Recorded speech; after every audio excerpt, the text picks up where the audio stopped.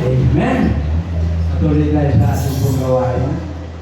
Sabi nga umulan man at uminit, the show must go on. Amen. Napaganda po ng araw ngayon, kahit na mainit, dahil alam naman natin mas mainit doon. Sa mga may takot sa Diyos, nagpupursige na mag-diwa sa araw ng panambahan. Katulad na sinasabi ng Biblia, na huwag natin kaligtaan ang araw na ganito. Kaya, obligado tayo. Sabi nga parang nag-alanganin tayo, pero ganun pa rin susunod na tayo. Amen? Tayo po natin tumayo. Bago na ating munang maawitan ng ating Panginoon na bigyan tayo ng inapakalinis na puso, isang pusong galing. Amen mga kapatid?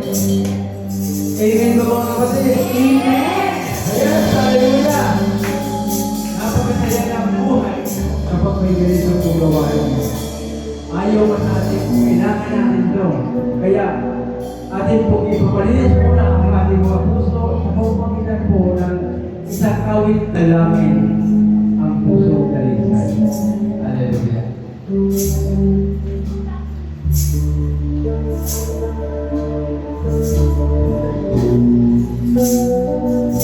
Habang maawit tayo ang ipasok natin sa ating puso, ang lahat ng mga talaga sa ating buong awitin. Napakasarap gawahin ang tunay na diwa ng pag-ibig sa Diyos. Panginoon, bigyan po niyo kami ng pusong dalisay. Yes, hallelujah.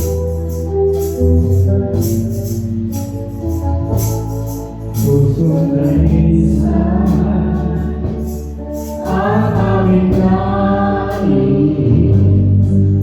Nag-ikay mo, O Diyos, para sa amin. Pusong dalisay ang aming nais. Nag-ikay mo, O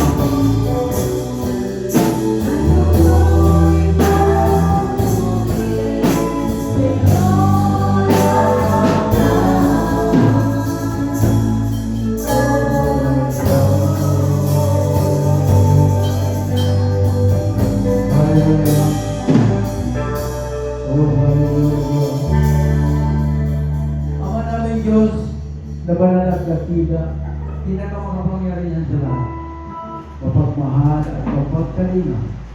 Patawarin po ninyo kami at linisin ang aming mga puso at kaluluwa.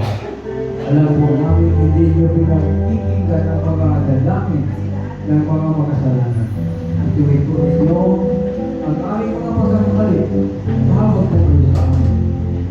Dahil po namin inyong pakinggan itong aming mga pagsamo. Panginoon, kayo po ang sentro ng aming puso. Nagpupuri at nagpapasalamat sa lahat ng inyong mga ipinagkakaloob sa amin sa araw-araw. Ang mga biyaya, mga pagpapala, ang inyong pagkinukoy na nagdudulot sa amin ng kapayapaan. Salamat po at di niyo kami iiwan at pinababayaan.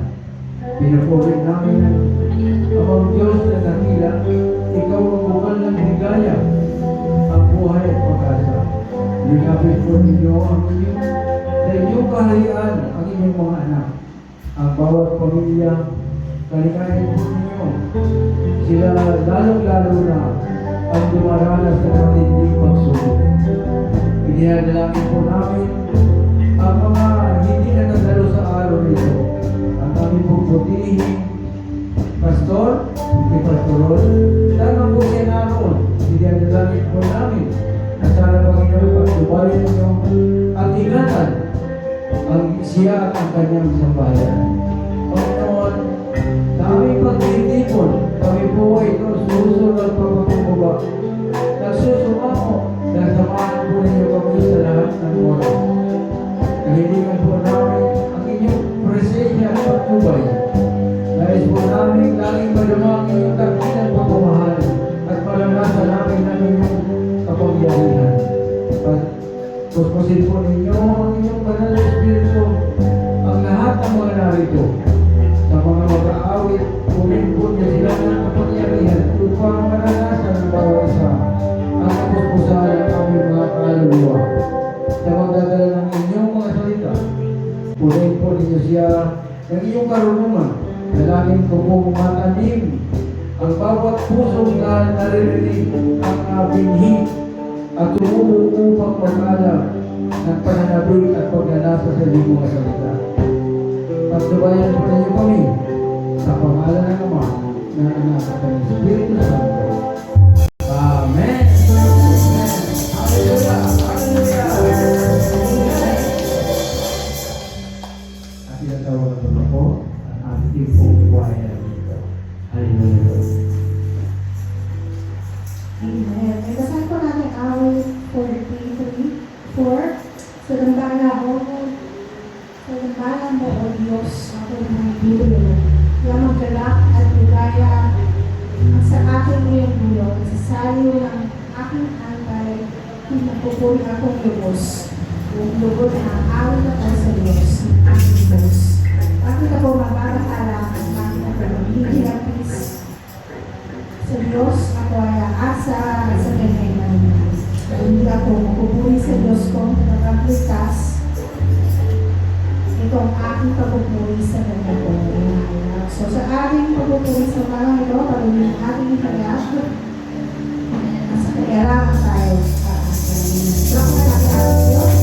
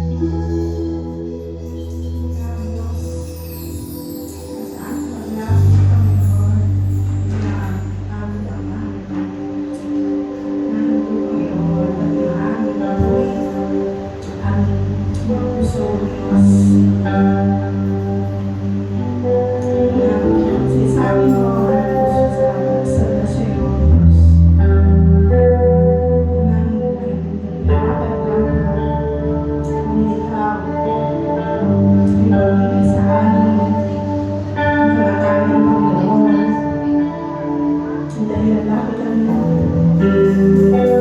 walang po Diyos at nakasalamat sa namin Panginoon na aming mga buhay.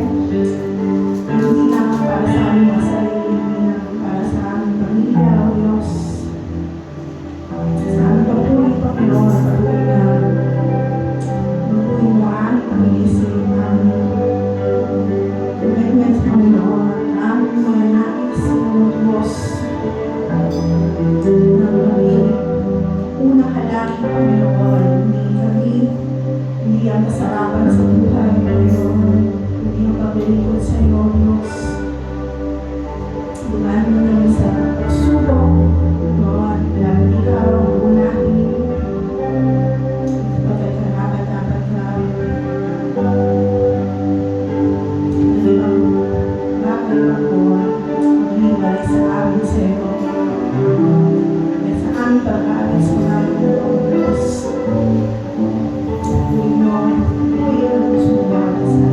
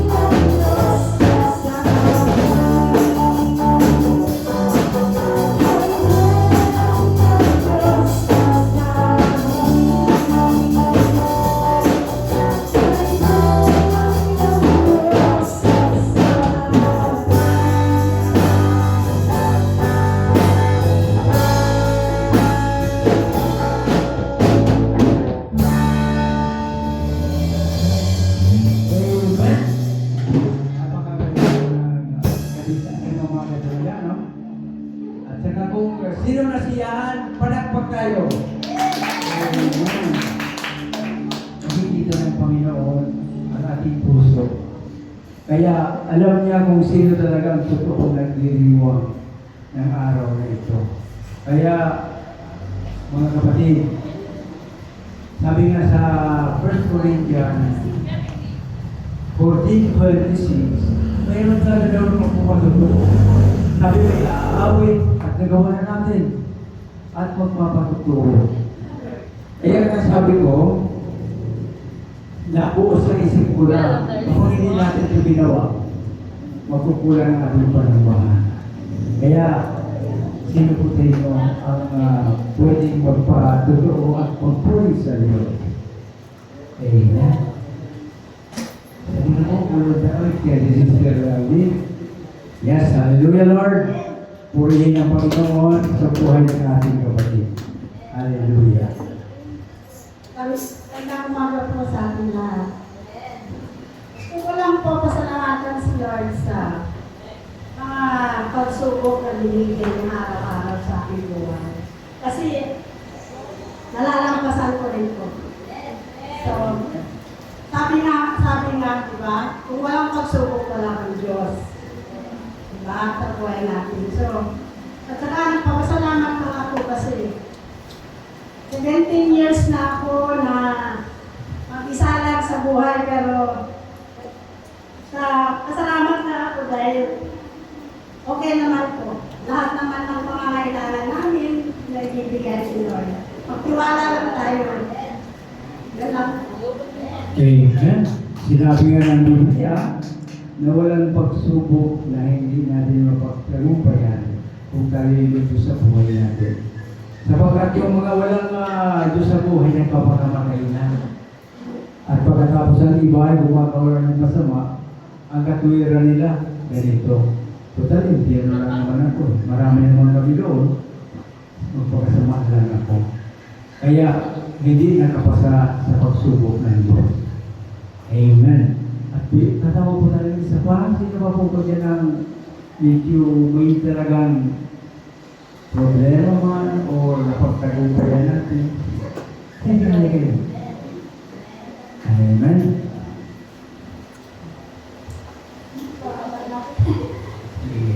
Magandang umaga po sa lahat. Yung lagi naman, lagi ko siyang pinapasalamatan kahit saan ako pumunta. Kahit ano man yung ginagawa ko, kahit sa bahay lang ako. Lagi ako nagpapatay ko kasi sobrang buti ng Lord. Yung mga dating sobrang hinang-hina ako. Tapos parang yung wala lahat, walang project, walang income, matagal akong naging nang walang income.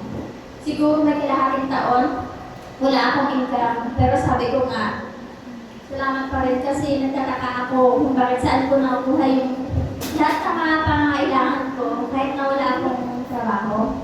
Alam niyo po yun, yung may bayaran ko sa bahay, may nag-aaral ng mga anak, may sasakyan na binabayaran. Tubig, ilaw, transportation, food, ang dami. Pero, alam ko, talagang nandiyan siya para mag-provide para sa akin. Kaya patuloy, halos araw-araw ako nagpapasalamat sa kabutihan niya sa buhay ko. Sa kalakasan, na araw-araw akong umaalis sa pag-iingat na lagi niyang ipinagkakaloob sa akin. Kaya nagpapasalamat ako kay Lord dahil alam ko buhay siya at nagmamahal sa akin. Salamat po. Amen. Salamat natin ng Diyos. Tuloy nga na napakabuti ng Diyos sa bawat isa sa atin. Ang sabi niya, ikaw yung ibon, pinapakain niya. Ayaw pa kaya ang anak niya? Yung ibon nga, hindi naman naghahanap buhay yan. Pero pinapakain ng Diyos. Masakit pa tayo doon, mga kapatid. Kaya alam mo, pagsubok, laban lang. Amen? Pero habang lumalaban tayo, kailangan may Diyos tayo sa buhay. At sasamantalan ko na pagkakataon po, samantalang tatanungin ko po, sino pa ako ngayon? Yung ngayon lang? Ay wala na. Puro na yan, second timer. Kayo po, ay, kapatid, bago ka naman. Sige. Apo, first time, at pangalawa, Kayo po ay pangalawa rin. Okay. Ngayon mga kapatid naman, inasamantalain ko na po ang pagkakataon. Ito po ang darating na June. Gusto ko lahat kayo magkasali yun sa pagpapatala sa Diyos. Kung ating po, kasi ngayon lang nakapagkasalita ng ganito, gusto ko po na lahat kayo na imbitahin namin. Kasi ang pagpapabautismo po, kailangan kusang doon. Hindi napipilitan. Sapagkat kung napipilitan tayo, wala yung tinatawag na visa. Sino man po sa inyo may panahon ngayon, hindi i-announce pa po yun ang aming putihin na kapatid kasi hindi kung kailan po yun. Pero sinamantala ko ng pagkakataon dahil sa gusto kong i-announce. Maski yung, sabi ko nga, even though you are a Muslim or other religion, you must be born again. Kaya sabi ko nga doon sa nagpunta ako, lahat ako kayo ginagupita ko. Katoliko ka? Oo. Wala mong iyo, wala ba sa iyo kung magpapautismo ka? Kailangan lang malaman ninyo kung paano at ano ang dapat sa pagpapautismo. Amen? Kaya kung sino mo po, ipadala na po ninyo sa kanila, sino mo po magtatala ng para makapag-kwan po tayo, makapaghanda doon sa pupuntahan natin. Malapit lang po. At ngayon po, ipapadalangin po natin ang mga pagtotoo. Ayaw po natin yumuko. O Ama namin Diyos na banal, nandito po kami at nagsasaya. Amin pong kinagagalak ang pagkapiling na naman sa aming kalagitnaan. Simula pa lang po, kanina ay damang na namin ang inyong pag-ibig sa bawat isa. Tunay na Panginoon, nagapag ikaw ang laman ng aming puso, tunay na kami po ay nasisiya na hindi namin malaman kung saan ang gagaling. Panginoon, maraming salamat po sa oras na ito.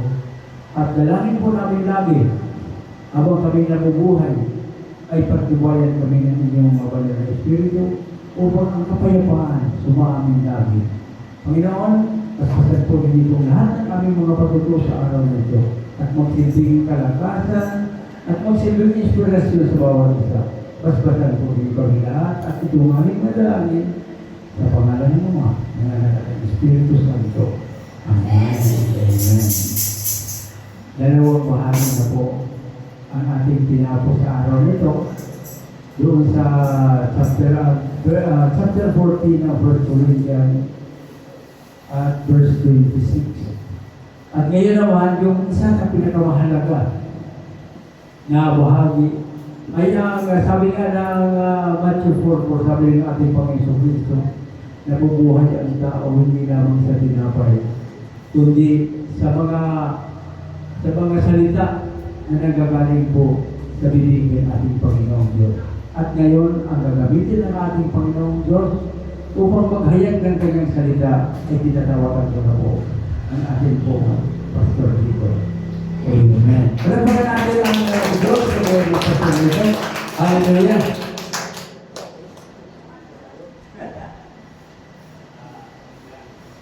Amen. Puri po Panginoon at isang pagpalang tanghali po.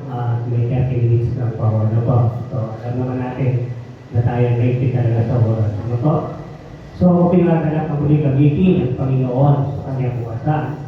At alam po natin na ang lahat ng bagay, sabi nga, ay pinapahintulot ng Diyos ay kabubuti ng mga mananampalataya. Kung titignan po natin mga kapatid, tayo nasa panahon ngayon ng crisis. Amen? Malamang mga kapatid na tayo ay dumaranas ng mga pagsubok sa buhay. At maaaring mayroon tayong mga katanungan. May mga katanungan tayo. Bakit ganito ang nangyayari sa bansa namin?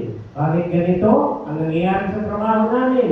May trabaho ka, biglang mawawala dahil sa krisis na nangyayari sa atin ngayon. Kaya maraming katanungan, bakit? Subalit, mayroong isang pangako ang Panginoon. Sabi sa Romans chapter 8, verse 20. Tayo po'y tumayo at basahin po natin. At sabi sa Romans chapter 8, verse 28, sabi niya, nalalaman natin na sa lahat ng bagay ay gumagawa ang Diyos para sa ikabubuti ng mga umiibig sa Kanya. Yaong mga tinawag ayon sa Kanyang layunin. So tayo tayo manalangin. Minsan palagi ng Diyos sa aming Ama, pinupunin ka namin at salamatan sa umagang ito. Tuloy po Diyos sa kami lumalapit sa inyo kababaang loob. Anong karunyanan, mga puso kong ipatawagin upang kami po ay maging karapat-dapat sa iyong harapan sa umagang ito. Dalangin ko Panginoon ang iyong gagamitin ng iyong lingkod at patuloy na pustusin mo ang iyong banal na Espiritu upang ang bawat umutawin sa ating mga labi ay ang naayon lamang sa iyong kalooban. At itago mo ako sa iyong banal na krus upang makita Panginoon ang iyong kapangyarihan hindi ang aking sarili. Pagpalaan ko po Diyos mga kapatid ko ito na nakikinig din para sa salita na patuloy po. Sana ka ng puso at isipan upang ang iyong salita pumasok at kadamay sa buhay. Langin po namin o Diyos ang nakakapakinig sa labas ng iyong salita sa oras ito na buksan mo ka ng puso at isipan upang ito ay kanilang maunawaan, sila ay makalaya sa kalikala ng iyong kaaway. Salamat o Diyos, lahat ng lugar na ito ang iyong pag-iingat at anong magawa ng iyong kaaway sa lugar na ito ay aming binawasak sa pangalan ng aming Panginoong Jesus. Dalangin ko Ama, ang iba'y pagkalimuhan pagkalong mo sa akin upang ako Panginoon magpapahayag ng nais sa ikalookan. Salamat Ama, ito ang aming dalangin sa pangalan ng aming Panginoong Jesus sa aming tagapagligtas. Lahat po magsabi na Amen. Puri po Panginoon. At ako po ay nagagalak ng muli. Sabi nga magkasama-sama tayo. At yun po ang katotohanan sa ating nararanasan ngayon. Mga kapatid, malamang isa sa atin na mayroong problema. No? Trabaho, sakit, ano ba, ang daming mga problema sa buhay. Pero huwag kang malungkot, kapatid. Bakit? Sabi nga natin kapatid kanina, matagal siya napakante, natagalan ng walang kita, pero pinabayaan ba ng Diyos? Hindi kailanman pinapabayaan ng Diyos ang kanyang mga anak kung tayo ay patuloy na magtitiwala sa kanyang mga pangako. Amen? At sabi dito, tiyak ang kanyang pangako. Yan, tiyak. Nalalaman natin ang lahat ng bagay, nalalaman natin na sa lahat ng bagay ay gumagawa ang Diyos para sa kabubuti ng mga umiibig sa Kanya. Yaong mga tinawag ayon sa Kanyang layunin. Yan. Gumagawa kung tayo, mga kapatid, ay nakaranas na pagsubok sa buhay, inaalaw ng Panginoon yan. No? Inaalaw yan. Pinapahintulot. Huwag nating sabihin na kapag tayo ay dumanas ng mga pagsubok sa buhay, huwag tayong magkaroon ng katanungan. Huwag nating tanungin, bakit ito? Ganito, na parang mag-ibig natin ang Panginoon. Kung kailan ako nagpon namin, kung kailan ako naglilingkod, saka naman ako naghirap. Kung kailan ako naging puko sa trabaho, kailan ako naging masipag, kailan lahat na effort ay ginawa ko, pero bakit bigla kang nawalan ng trabaho? Ang lahat ng bagay ay may purpose ang Panginoon. Amen? Kaya sabi nga, hayaan natin ito ay mangyari sa ating buhay bilang mga Kristiyano. Huwag nating tanongin, huwag tayong magtanong. Bagos, ang isipin natin mga kapatid, ano ang plano ng Diyos sa ating buhay. Di ba pag nanalangin tayo, masunod ang kanyang kalooban, hindi ang ating kalooban. Kapag tayo nanalangin. Sa Christian, sinuritin natin ang ating buhay sa ating Panginoon Kristo, hindi na tayo ang nakahari sa ating buhay. Amen? Hindi na tayo, bagkus ang nakahari ay ang ating Panginoon Kristo. Kaya't anuman ang mga nangyayari sa ating buhay, siya ay may tiyak layunin sa atin. Amen? Bakit mayroong mga bagay na sabi nga, inaasahan mo isang madaling sabi, halimbawa, yung isang tao ay may tiwala ka, bakit bigla parang nag-iba?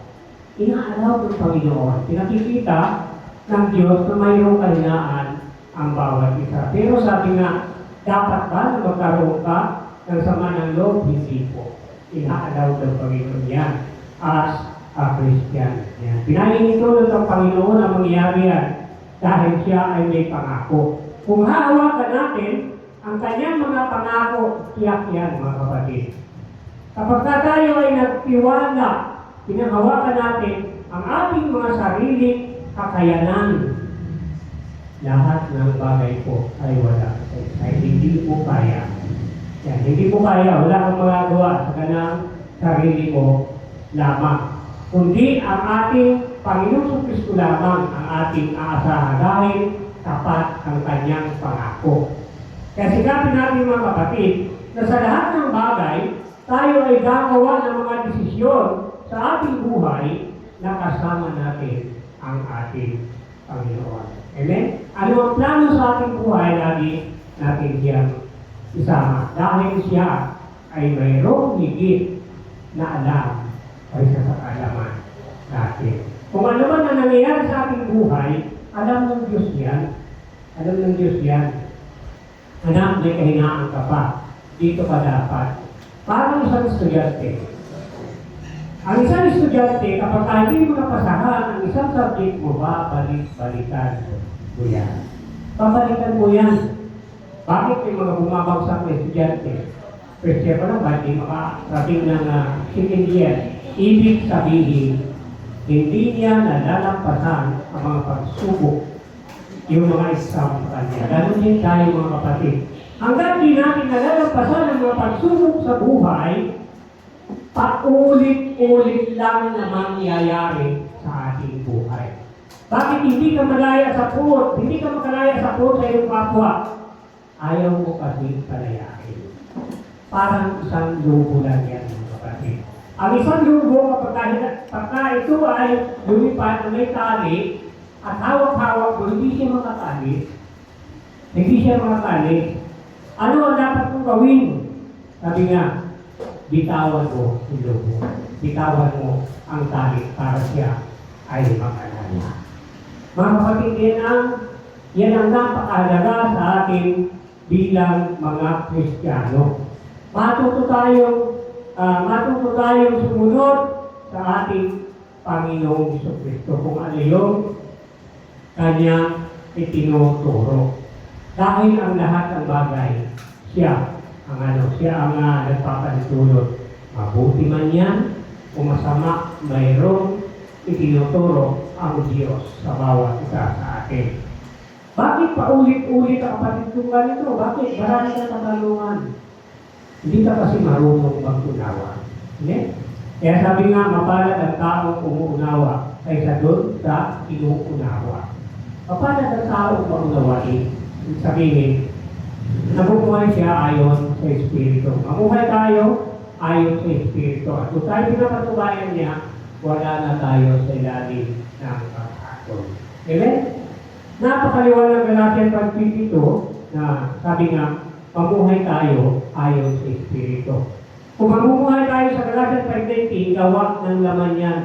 Puos ang naroon sa ating puso. At kung iyon ang iniimbak natin para imbakan namin mga kapatid, kung yun ang iniimbak natin sa ating puso, hindi natin ito rinirelease kapag sabi nga, kapag nagtanim ka ng hangin, bagyo ang aanin. Kaya sabi nga, napakahalaga bilang mga Kristiyano, mga kapatid, na unawaan natin kung ano ang layunin ng Panginoon. Bakit nangyayari sa atin ang mga bagay na minsan na hindi natin inaasahan na mangyayari sa atin? Kaya sa ating mga kapatid, ang laki pa ng ay sa punto lang, ang laki pa ng trabaho namin, ilang palapag pa, inasahan ko mga 2017 pa. Mga 2017 pa. Pero bigla-bigla ang desisyon. ng company na magkaroon ng paglilipat ng mga tao at kasama ako. At isang pinili pa nila, sabi niya, sa Mindanao doon ako dadalhin. Pero wala akong sinabi na, Lord, ayoko doon. Ano ang sinabi ko? Lord, kung anong kalooban mo, yun ang masunod.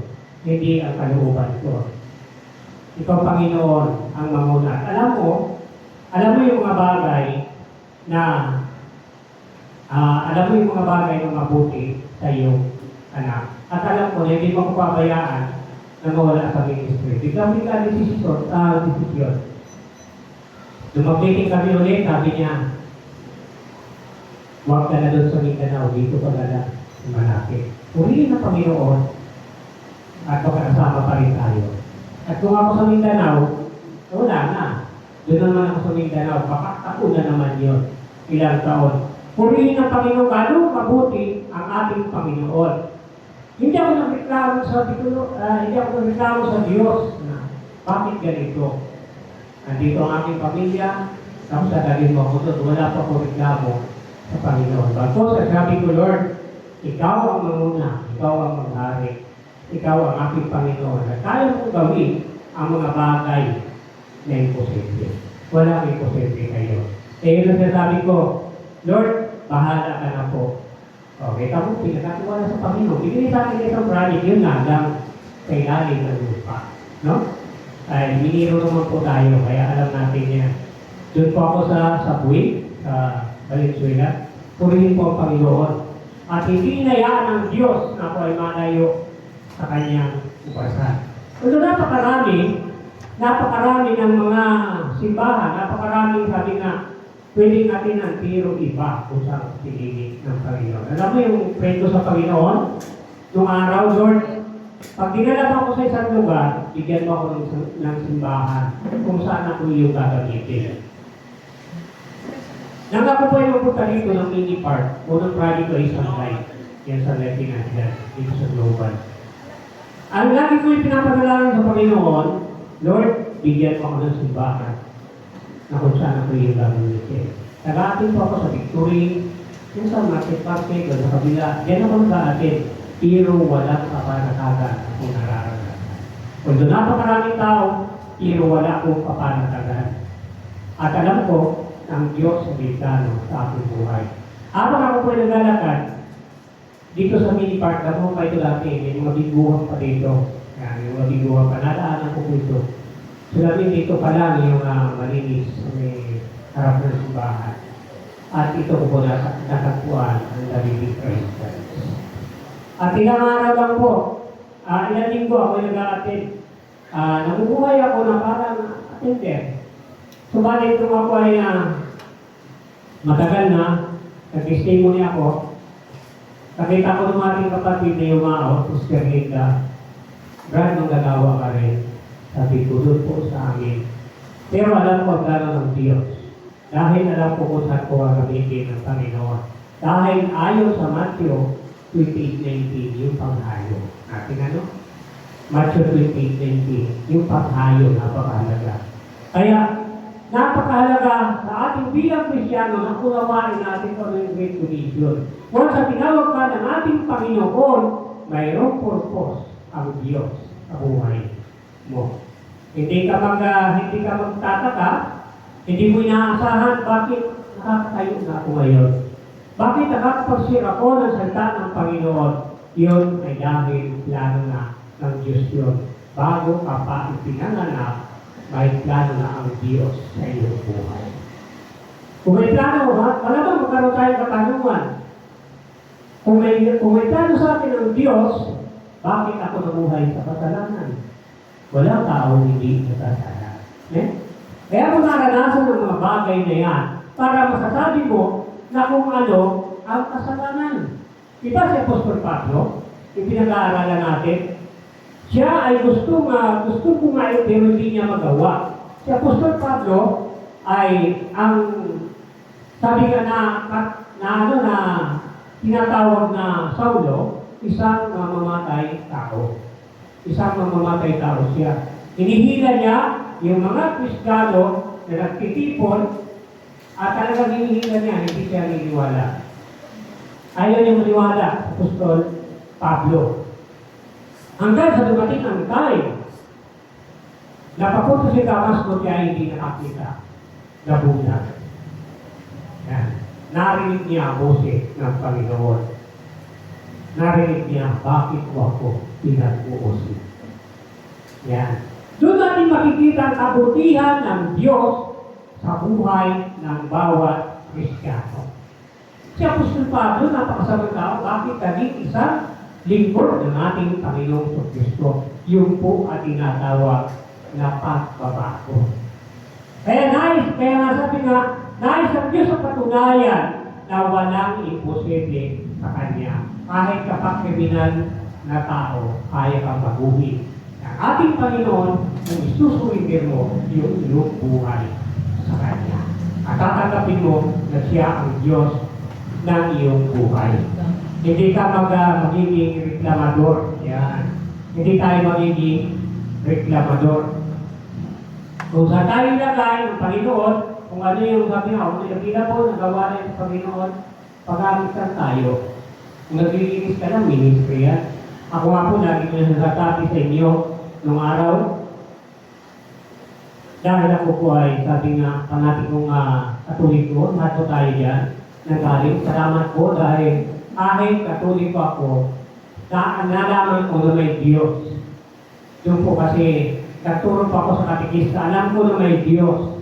Nagtuturo ako sa simbahan, no? Nagtuturo ako sa simbahan ng katikista. Ako pa binita ng Biblia, dahil po ang Biblia doon, binibigay. No? Binita ako ng Biblia, Old and New. At doon ko po naranasan na basahin ang Biblia. Nabasa ko po agad ang Exodus 20. Sa madaling sabi, habang ako niya tuturo, ay parang nag-uusap sa akin. Ano ba yung 10 utos sa tinuro sa amin?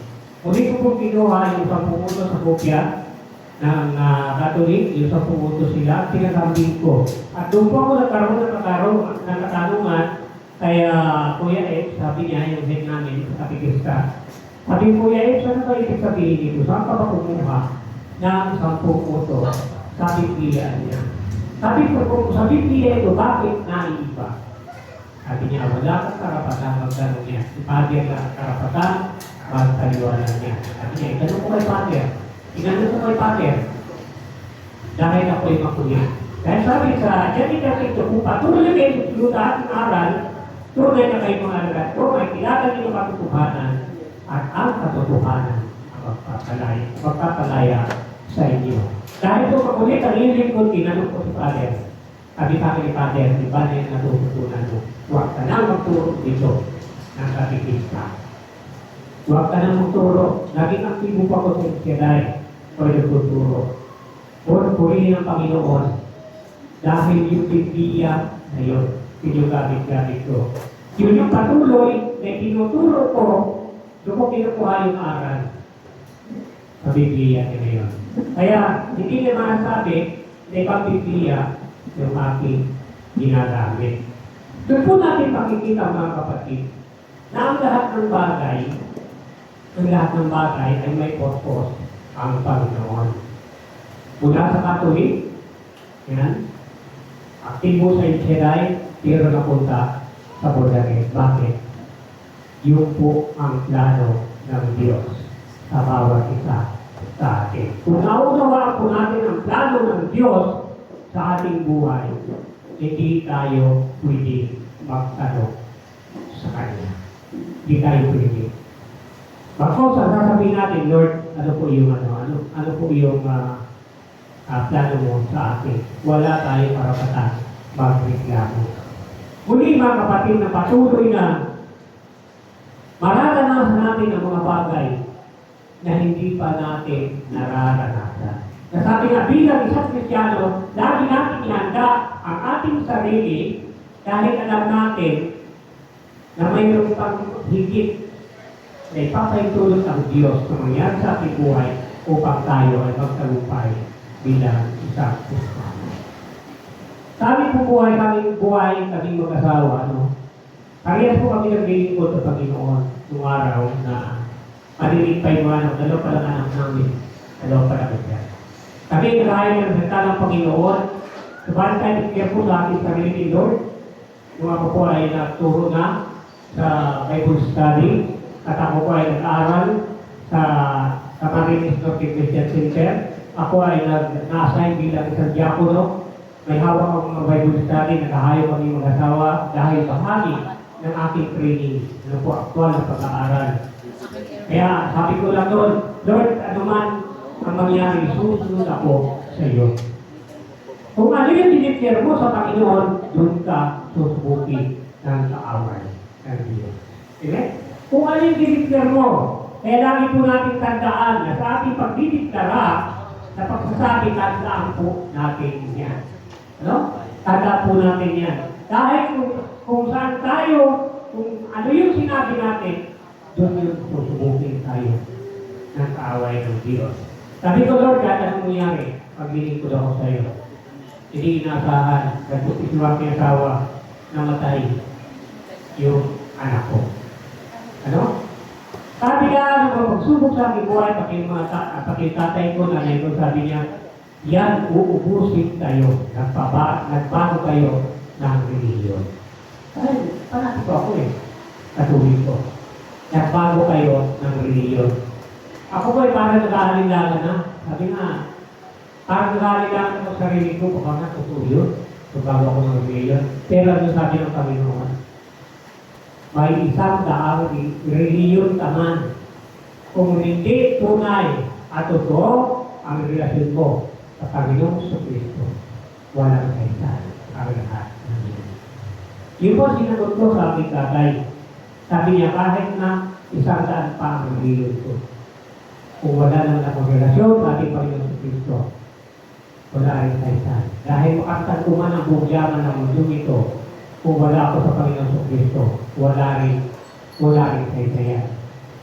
Hindi na tagumpay ang kaaway, subalit hindi tumitigil ang kaaway. Nanganak ulit, yung anak, nung mamatay, nagutis ulit ang aking asawa. Hindi yung makulit tumanak, yung na-aksidente. Malaki kasi na yan. Nabakutis ulit, namatay na naman. Tanto na naman yung mga pagsubok. Hanggang sa hindi ka nakilala, yan kasi, mga pabago-bago kayo. Yun po ang kalimitan ginagamit ng kaaway para ikaw ay bumalik. Pero sabi nga, isang bagay ang nagpakatan sa akin. No? Isang bagay ang nagpakatan sa akin para magpatuloy sa pagdilig ko sa Panginoon. Hebrews chapter 12, verse 2. Ito po ang iyong paningin kay Kristo Jesus na siya pinagbulan ng iyong pananampalataya at siyang magpapatakdan ito.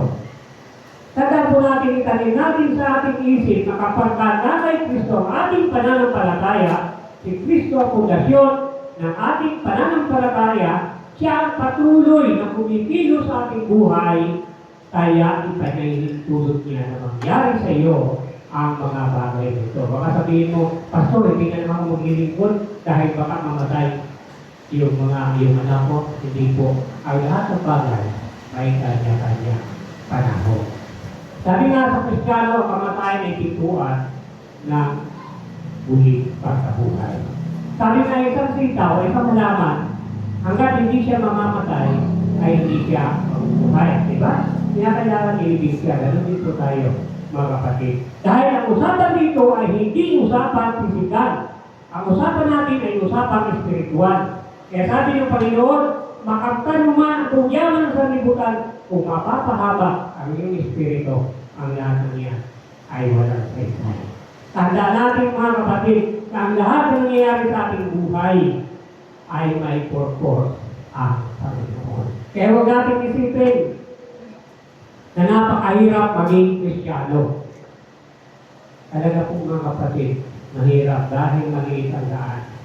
Sabi, pumasok kayo sa mga pintuan. Ano po pinag-aaralan natin?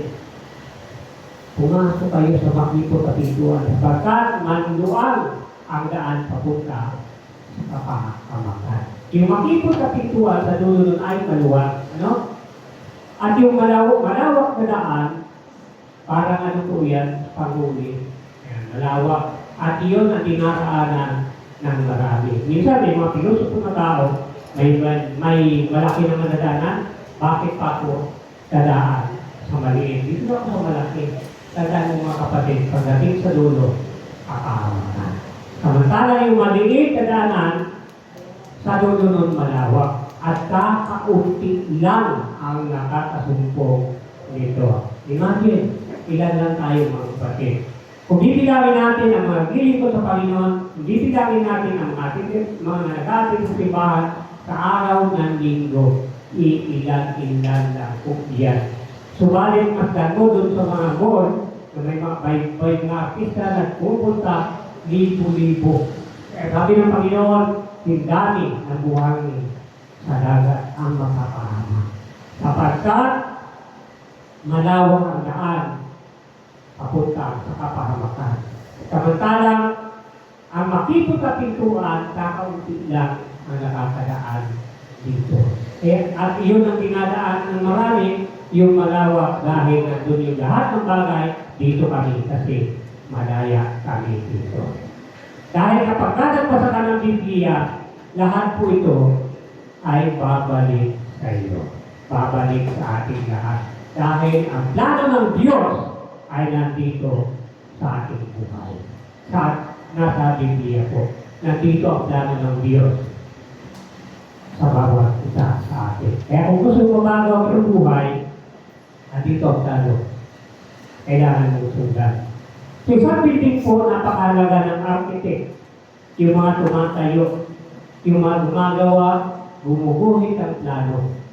Lahat na po na yan ay may mga sukat na binibigyan. Okay? May mga sukat. Malimit ko po gamitin niya dahil sabi nga, ang Panginoong Kristo, magamit siya ng madaling haga yung mga nakikita ng tao. Tayo lahat siguro, sa atin ng mga construction worker, at meron tayong mga nag-aaral ng engineering, at alam nila kung ano yung mga kailangan gawin.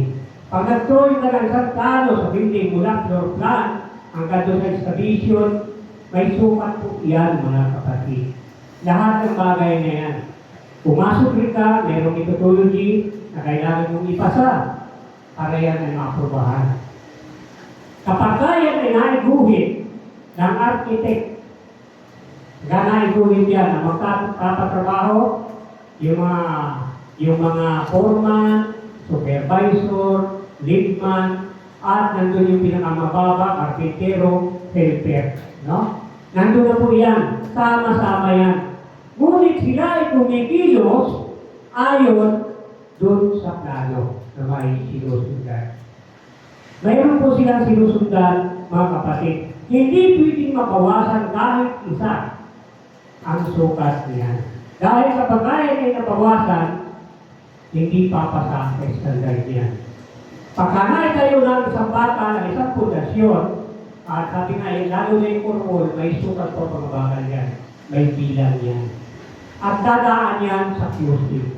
Kapag dumaan yan ng QC at kagulang, hindi yan aaprobahan. Hindi yan aaprobahan ng konsultan. Sabi nga, ibig sabihin, mga kapatid, sa buhay natin, mayroon tayong napaka-magaling na architect. Nagububuhit, na gumagawa ng plano. Iyon ay ang ating Panginoon. Na ito ay pinakita ng ating Panginoon Kristo kung bakit siya nagkatawang tao dahil walang nakasunod sa plano ng Ama. Kaya ang ating Panginoon Kristo ay nagkatawang tao, sabi niya sa Pilipos, bagamat niya ay Diyos, ay hindi niya inaring kapatay ng Diyos. Pagko sinubad niya kanyang pagka-Diyos at nananyo. Anitin at siya ay naging masunurin hanggang sa kamatayan sa cross. Ang ating Panginoon Kristo nagbigay ng magandang halimbawa sa atin na dapat nating tularan. No? Hindi siya naging reklamador, naging pako doon sa cross. Hindi siya nagsabi na ayaw ko Panginoon, ayaw ko Ama.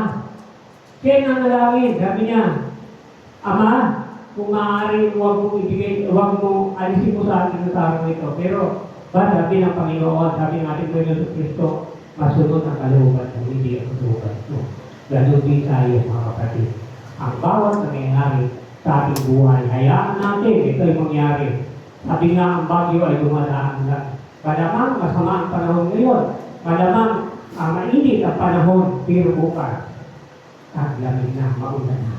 Hindi pa rin kami mga kapatid, bakit inaalaw ng Panginoon ang lahat na nangyayari sa ating buhay para masubok ang ating pananampalataya sa Kanya. Bago pa ako magtapos, isang kwento ang iwan ko sa inyo, napakahalaga. Na sabi nga may makukuha tayo kaharal. May isang nakita na kayo nung circus. Sino nakapunta sa Pangabal? Di ba napakarami? May magaling magbike. At tumutulay sa malilit na tulayan. Mayroong pilo na doon mag-ano yung motor, ikot-ikot siya. Mula sa taas, nakapanood ko siya ko noon eh. Parang trap siya. Sabi nga sa kanta yung ginawa namin, parang isang napakalaking pilo. At doon siya umiikot. Habang pinanonood ko siya ikot ng ikot. Balik ako na gitna, nagulat ako, nung bigla siya tumagilid, para na siya, alam mo yung Julie, nilagay mo sa baso, pangat ng pangat yung kanyang ikot. May isang ganyan po, napakagaling na sabi nga dito, yung nagtatrabaho sa Pangabal. Siya ay hawak ng karamatilya at siya ay dumadaan sa alambre. Nagtutulay sa alambre, meron siya sa karamatilya. So sa mga tuwing ang tao ay napapalakpakan hangang-hanga sa kanyang ginagawa dahil napakagaling. Subalit, nung dalawang balik niya, nagpapalakpakan pa rin ang tao. Pagbalik niya, pagtawid niya ulit, sabi niya, sino ang sasakay? Sa napakaraming tao pumapalakpak sa kanya, di saman ay walang nalahat na sumakay. Subalit sa isang gilid ay mayroong isang bata na tumaas ang kamay, ako po. Siya ay sumakay. Ako tatakot ang mga tao, sumakay sa pagmatilya. No? Yan yung kariton, pagka isa na gulong, yung pagmatilya, sumakay siya. Subalit pagdating sa tabi, nakatawid, walang nangyari. Sabi niya, napakalakas ng loob ng sumakay na ito. Nung tanongin, bakit ka sumakay sa karubatilya? May tinutulak lang ng isang tao. Kasi, sabi ng bata, tatay ko siya. Amen? Ako ang pag-ibig mga kapatid. Sabi nga sa lahat ng bagay, huwag tayong matakot. Kung tayo ay nagtitiwala dahil ng isang bata, kaya siya sumakay dahil may tiwala siya sa kanyang Ama. Kung tayo ay nagtitiwala sa ating Panginoon, ano man ang nangyayari sa ating buhay, patuloy pa rin tayo maglilingkod sa Kanya. Wala tayong magagawa. Hindi ito panahon ng ayawan, panahon ito ng pagbabalik loob sa ating Panginoon. Amen? So, napakaikli lang po mga kapatid ng mensahe ng Panginoon. Napakaikli lang ang mensahe na naipabot ni Apostol Pablo sa aklat ng mga taga-Roma. Na kung saan pinakita niya ang napakadakilang pag-ibig ng Ama. Pinakita niya kung paano dapat maglingkod ang isang Kristiyano, paano dapat magtiwala. Yan. Ano man ang mangyayari sa ating buhay, patuloy tayo magtiwala sa ating Panginoon. Huwag tayo, sabi nga, manlalamig. Dahil kapag tayo ay nanlamig, napakahirap na. Kumbaga sa sinaing, napakahirap yung nahilaw. No? Napakahirap na lutuin. Hindi nakaluto ng kamuting kahoy na nahilaw na kulangan sa gatong. Hindi ay lutuin, hindi na makuha rin tama. Isa. Ganun mga kapatid, ang isang Kristiyano. Kaya natin mga kapatid, na tayo mga Kristiyano may kanya-kanyang kahinaan. Minsan nadadapa. Dahil alam natin na tayo ay kahinaan. Ngunit sa ating pagkakadapa, hindi tinitignan ng Diyos yung iyong pagkakadapa. Ang tinitingnan ng Diyos, yung iyong pili na pagkakadapa. So tayo po ay manalangin at habang tayo pagkatapos, awitin po natin ang isang nakita natin kanina. Sabi niya, napakabuti ng ating Panginoon. Awitin natin, salamat Panginoon. At yan po ay talagang sabi nga, nakabase sa ating mga kinakanta kanina. Kaya nga po kanina tayo kumakanta, di ko mapigilan magtulog ng ating lupa. Dahil nakakatawa po kung paano tayo binago ng Panginoon.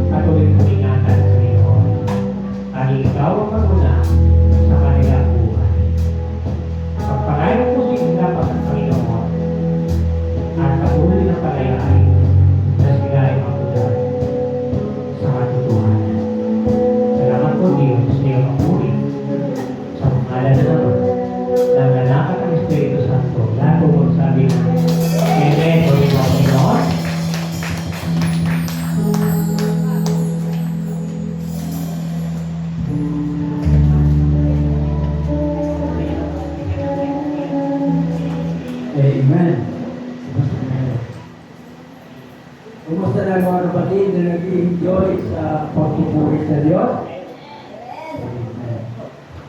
Napakaganda ng araw, dahil na sobrang init, pero mas mainit yung ating panambahan ngayon. Naniniwala ko ba kayo? Nagtuwang-tuwa sa ating Panginoon? Amen. May isang bahagi pa na ating pong pagtutunan ng pag-ibig ay ang tinatawag na pagkakaloob. Hindi na kailangan pang elaborate natin yan. Sabi nga, kung mayroon na lang tayo dahil magkabasa naman tayo sa Diyos, malaya na po tayo yung magbahagi ng ating pong tinatawag na kaloob. Habang nag-aawa ay kumakanta po ang ating pong bayan. Hallelujah.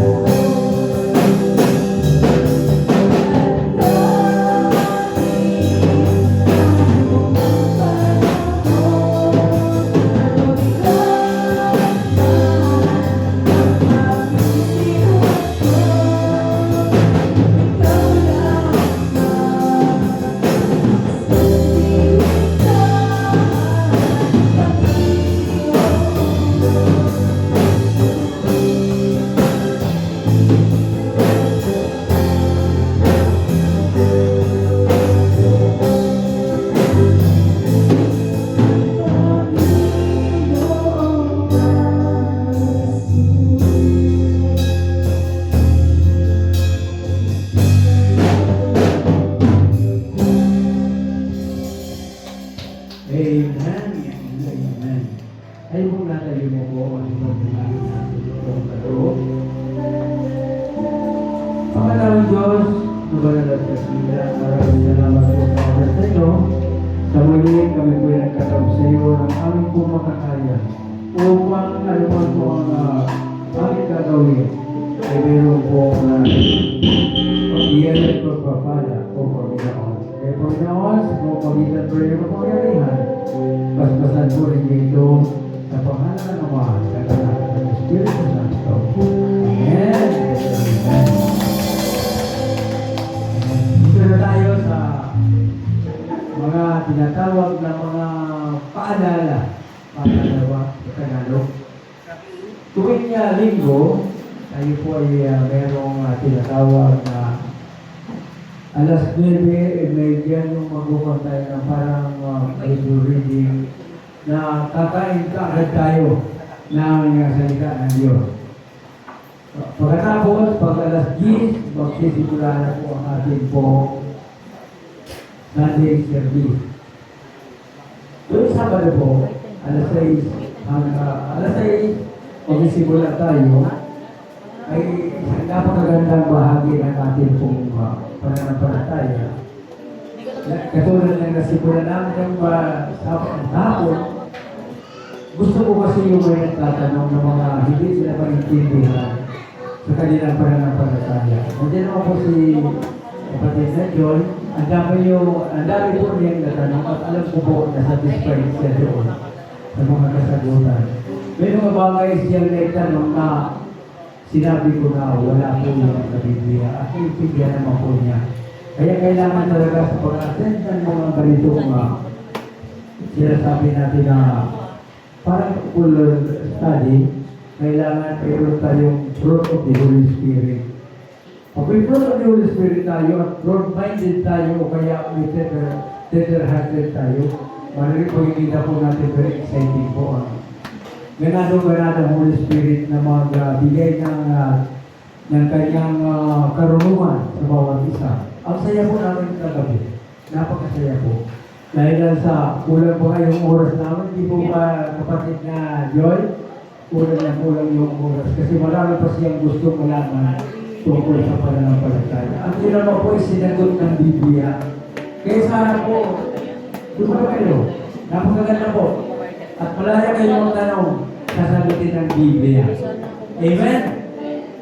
Sisiyahan po kayo. At sunod, yan na, ipanalangin po natin lagi ang atin po pahanan po. Sapagkat,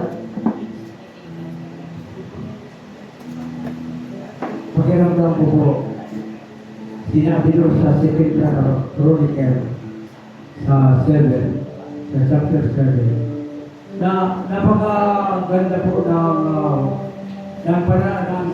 mga panalangin sa ganitong lugar sapagkat blessed ng Diyos yan.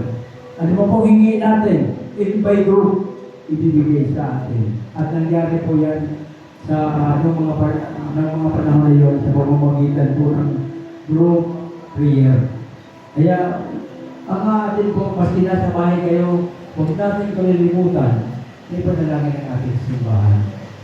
At meron pong, kung sino man po sa inyo, ang mayroong talent para sa ministry. Maraming ministry po sa simbahan. Maraming bahagi, sabi ng Biblia. Meron taga-walis na, meron taga-higpit, meron na aawit. Napakarami po. Sabi ng sa aklat ni Pablo, sa Roma at sa Corinto, na maraming bahagi ang panambahan. Hindi lang lahat mga ngaral. Hindi lahat apostol. Hindi. Marami. Kaya kung gusto natin na ma-involve sa ministry ng Diyos, pinakailangan natin na isipin natin na may tulong ko. Ang pagtulong hindi naman yung lahat pera. Ano ba itulong ko kayo sa bahay? Ako kaya ang mag-abang doon sa tinduan. Ay meron na doon yung maganda. Meron na lagi sa tinduan. Pagkatapos, meron tayong Facebook. Napakalaga po nun kung atin pong pagdudulan ng pansin. Yung mga nangyayari dito sa atin, nakalagay po yan doon. Pag sa Facebook na yun. Tutulan natin ng pansin kasi yan importante sa araw-araw nating gawain. Meron tayong bahagi sa Diyos. At doon sa Facebook, sigurado mga masisiran tayo ng napakarami po na bahagi ng ating pong pananampalataya. At ngayon po, welcome po tayo lagi sa Redeemed Church. At katulad ng sinabi ko po kagabi sa kanila, makikilala ang tunay na pananampalataya, hindi sa dami ng tao. Doon po puron pa doon ng isnawan. Kaya ngayon, mayroon pong bumahagi sa atin ang ating kapatid, ang ating pong kapatid na Sister Bill. Hallelujah. Amen. So, salamat po sa mga nakakalapit na kasama sa Bible reading. Salamat din po sa mga may oras na pumunta sa Saturday prayer po natin. Yung sinabi ko ni Pastor, yung mga interested po na magpabaptize para sa ngayong taon. Kasi last year dapat talaga siya kasi hindi tayo natuloy dun sa natin. Sa venue natin. Yung sana yung tayo nakaraan. Pero yung mga hindi pa po nagpapatismahan, tapos gusto nila, kung may bulong sa inyo si Lord, na gusto nyo nang salisohin kami ni Cristiano, i-alay yung buhay, willing po kami, willing kami na magbigay ng oras. Tapos, hindi pa namin maka-finalize kung kailan or kung saan yung lugar, pero hindi lang po siya sa Taguig. Ano po to? Sabado? June 13? Ayan. Kung ano po, umaga, ano po ulit to baptism to. Ang mabayaran namin, kasi either 100 o 200 yung members niya. Ang mabayaran namin, yung pag-baptisman na.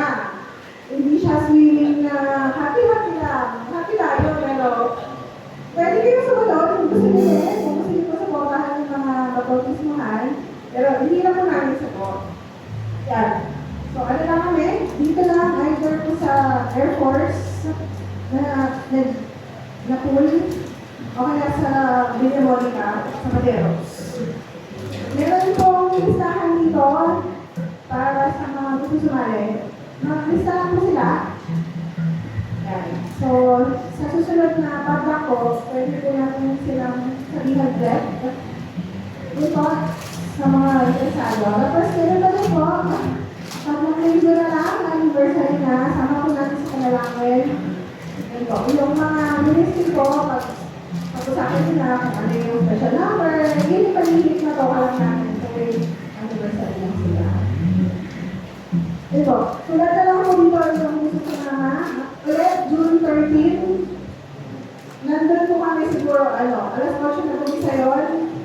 Kung gusto nyo hapon, nandun pa rin naman ang hapon, kung gusto nyo sumunod. Hanggang lang kami doon, alas 3. Kasi madami pa pong gagawin dito sa simbahan. Pagkatapos nung gawain na yun, may mga gagawin pa. Yan, kung sino gusto mag-swimming, sabi niya entrance na. Yan lang po. Amen. Maganda po. Kaya tama yun. Kung gusto niyo yung mga masunod kung gusto ng Panginoon. Sabi ng Panginoon, lahat dapat.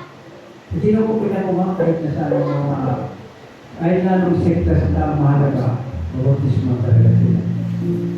At salamat sa Diyos at pinagkaloob sa atin ng Panginoon na pag-reveal ang ating gagawin na ating araw. Tandaan po natin na siya sa pagsunod sa ating Panginoon. At ngayon, ang ating libro ng Diyos ay mag-conclusive prayer para sa atin. Ang ating libro ng Diyos at kapatid na Amen. Hallelujah. Praise God, sa Diyos ng pagpulis pa salamat. Tumali po tayo lahat. Hallelujah.